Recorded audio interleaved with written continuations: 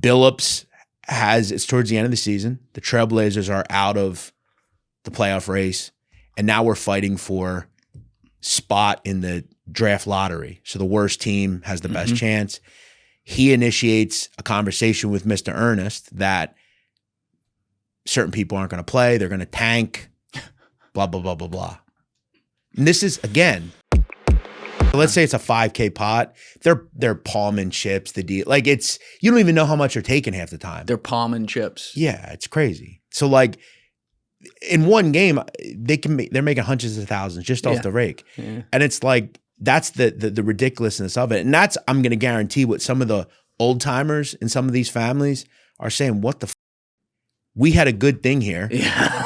And that's why in a way, like I say, the mob and Chauncey kind of got screwed because one makes the other a lot more salacious, right? If the NBA guys aren't in this is just another indictment. That's right. No one talks about it. This has happened 4 or 5 times against the mob. No one talks about it. Over the last year. Yeah. There was business expense. There was one in this state within 3 months ago. But there was no Chauncey Billups or whoever else. So only I heard about it. I remember Jeff Nadu reporting on that. Because on the Wayne Syndicate. I'm one of the only people that does this. So it's like, but this is now a international story on every news station, and every talking head in sports media is talking about it because it's a current NBA coach. Chauncey's problems are not in this case. They're in the other case. Okay. The fact that you're an open coach in the league currently. He coached the first night of the season just days ago. Yeah, got indicted the next And then morning. a day later, he's, that's going to ruin his legacy. Like I said, if you're in these circles, like the gambling circle, like it wasn't overly surprising, at least to the people that I talked to, that Chauncey Billups was involved with this. So, I mean, they had a feeling. As far as the poker. Okay. We're going to come back to the poker thing and get into the nitty gritty with that, but we keep referencing this other case, which is the one, you have it up here, Danny? It was the DL one? Yeah, so this one has, you said Chauncey's involved with this one despite the fact that he's not listed as a defendant in it. Yeah, so I want to start at the beginning in this, because this is really like, it's fascinating how it all comes together. So there's 2 names in this 6-person indictment that are important. Number 1 is a person, DeNiro Laster. Okay. Now, DeNiro Laster is a kid from near Cleveland, Shaker Heights area. Played college football, University of Kentucky. That kind of, he's a pretty decent player. He played on D1. Terry Rozier. Scary Terry. Correct. Went to a high school within 5 miles of him. They're friends.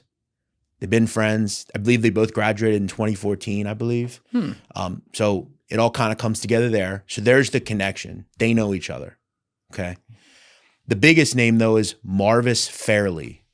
He's this guy from Mississippi. He goes by Vizino. He's in this indictment also. He is a sports betting tout, handicapper. He has Instagram pages, that sort of thing, where he sells picks. So he's like the Stu Feiner of Mississippi. Right. And these people are very pervasive now, whether it's on Instagram, Twitter, you'll see them driving around in really nice cars, and they kind of sell you can be me if you listen to my gambling advice, And I'm not stating whether he wins or loses. I don't know. I'm just going about what the indictment tells us. Rozier, there was talk that in a game, I believe it was 2024 against, was when he played for Charlotte. He plays in a game. He goes out 8 minutes into the game with an injury. There would be extremely irregular betting into that prop. And that's the one thing that, before I think you get into the actual case itself, one of the reasons that this is, I think, very pervasive now is prop bets. Because when you were fixing like a point spread years ago, you almost had to have 1 or 2 or 3 people involved. I guess you could have one person do it, but a prop is so much easier to rig because it's literally the person controls whether they get enough rebounds or assists or whatever. And you look at a person like Rozier, who isn't a big, he's not a wing player, he's a guard. So rebounds are his unlikeliest stat to gain. they were slamming his under rebound prop. Was it like 1.5? I don't remember what it was, but it didn't matter because he went out of the game anyway. And as long as you play, the action counts. So they won automatically.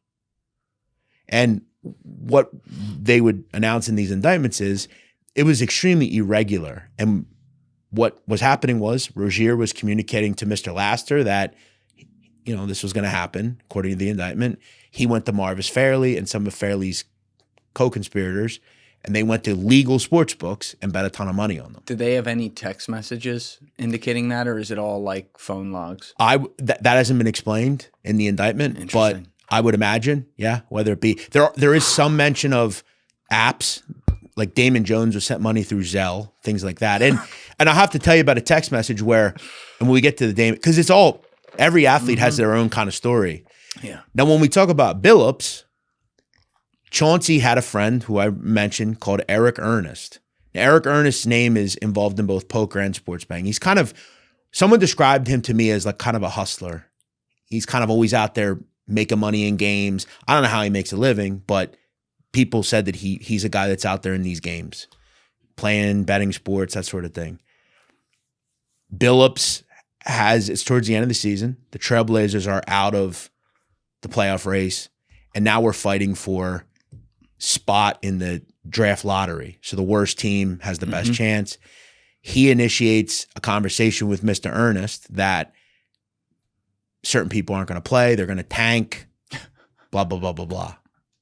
And this is, again, an NBA sitting head coach. It's insane. Doing this. Yeah. Okay. So he then gets this to Ernest.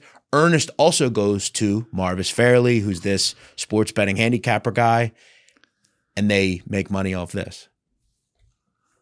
So the idea, though, that a sitting head coach would be involved in fixing their own team's games, especially to the downside, is like worst case scenario. I will say, and I think it is important, like fix, I think is a bit strong. I think he was giving information that the public was not given as well. So it was insider trading essentially. Fixing would be like, I know what you're saying. If he takes out a guy who's got 37 points in the fourth quarter with 2 minutes to go because he needs to get some sort of prop bet through and then they lose the game, that's fixing. I'm just looking out for you. You never know. They take every word you say. Yeah. But hey, everything today is allegedly. Sure. And it's all allegedly. And it's all in these indictments. I mean, that's the thing about indictments is like, I wish people would just read them. They map out everything, and I think what the problem in this case is, in both these cases is, literally no media read the indictment because they're saying a bunch of shit that just hasn't happened. But like what? Well, like that Billups was playing with mobsters. Like, right.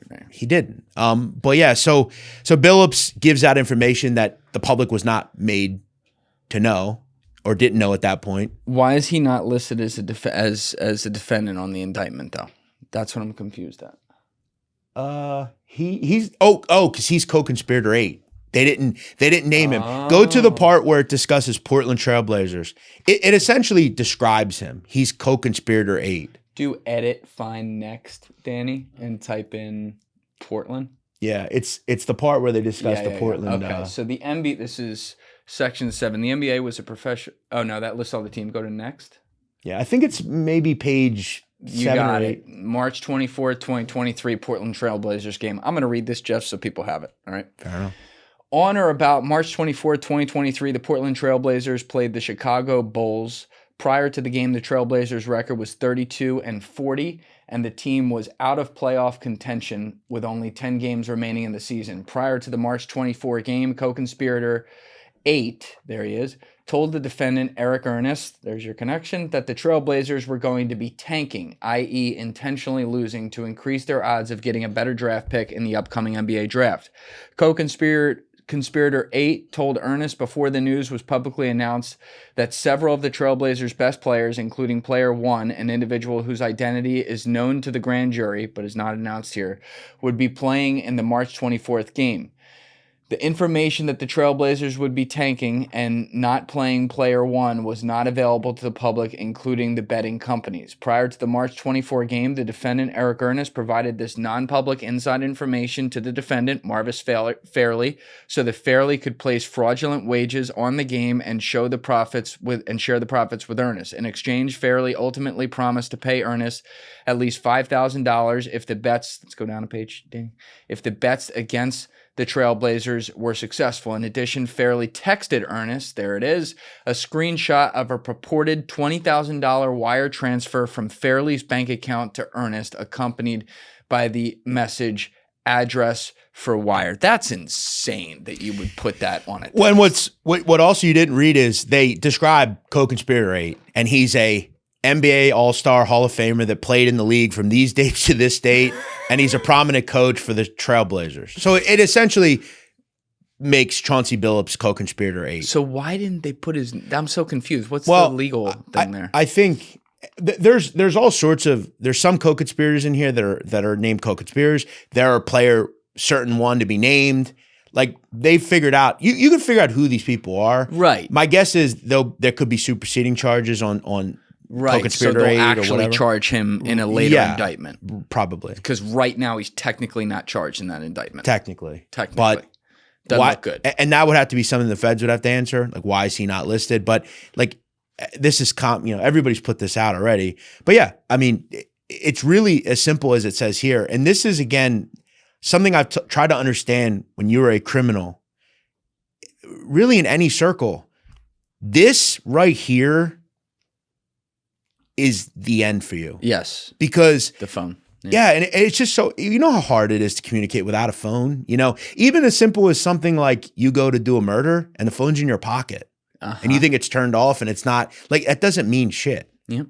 The only way you can stay away is by not having the phone with you. And you know what? To your point, it's everybody, bro. I just had Mike Yeagley in this chair two times. Yeah, I watched that, yeah. So he literally tracked and went to the government to say you have a problem. From his bedroom with publicly available data, he tracked phones leaving Fort Bragg, going back to certain addresses, got the names of everyone there, and then would watch these phones every month or two go to fucking Syria to Lafarge Concrete Company, and went to the government and said, hey guys, your Delta Force undercover operation is findable in my bedroom. What do you think China's doing? So it's like now if you're a regular 2-bit criminal, think about how easy it is. But like what even is more like amazing about some of the stupidity in this is like you don't even try to use like Signal or Telegram. Like you're just doing it on like a regular text message. You're then taking the money, wiring it. Like there's just so many things that like these people do. And again, like I think anyone thinks like I'm not going to get caught. And I think in terms of like why the players did this, why the coaches did this, I think most of it probably goes back to the fact that they owed money. Yeah. And like when you look at Jonte Porter, who I talked about, Jonte Porter owed a gambling debt. Yes. And he owed a gambling debt to some of the people that are listed in these indictments. So I think they go to them and say, look, we're not going to threaten you. We're not going to do anything like that. But you owe me. Just don't grab a rebound. No one's ever going to find out, and he thinks like, well, I do owe this and, I want to keep betting or I don't want to have any problems. So I'm going to do it. And I just think the thought is no one would ever get caught. Thank you guys for checking out this clip. If you haven't already subscribed, please subscribe and hit the like button on this video. It is a huge, huge help. And if you'd like to check out this clip's full podcast episode, that link is in the description below or right here. And finally, you can follow me on Instagram and X by using the links in my description below.